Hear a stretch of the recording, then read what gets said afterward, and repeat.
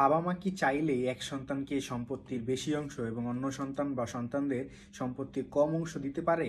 অথবা বাবা মা কি চাইলেই কোনো সন্তানকে সম্পত্তির অধিকার থেকে বঞ্চিত করতে পারে?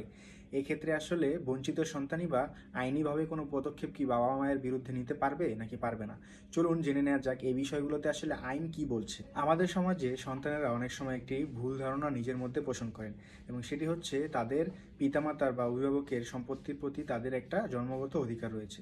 অনেকাংশে সেটা সত্যি হলেও আসলে আইন আসলে ভিন্ন কথা বলে। সম্পত্তির মালিক জীবিত থাকা পর্যন্ত সেই সম্পত্তির উপর তার এক্সক্লুসিভ বা একদম ব্যক্তিগত একান্ত রাইটস থাকে বা অধিকার থাকে।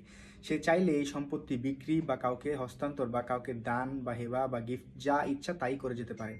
তিনি চাইলে তার কোনো সন্তানকে সম্পত্তি পুরোটাই একসাথে দিয়ে দিতে পারেন, অথবা চাইলে কোনো সন্তানকে সম্পত্তি বেশি অথবা কোনো সন্তানকে সম্পত্তি কম দিতে পারেন। এটা সম্পূর্ণই তার ইচ্ছার উপর নির্ভর করে।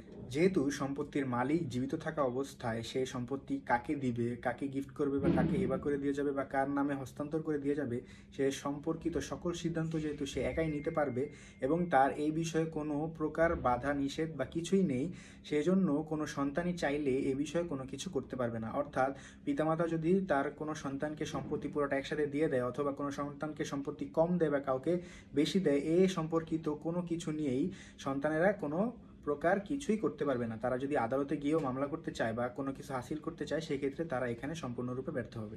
তবে এক্ষেত্রে পুরো পরিস্থিতিটি বদলে যায় মালিকের মৃত্যুর পর, অর্থাৎ সম্পত্তি যার বা যে সম্পত্তির আসল মালিক তার মৃত্যুর পরে আসলে পুরো ঘটনা বদলে যায়।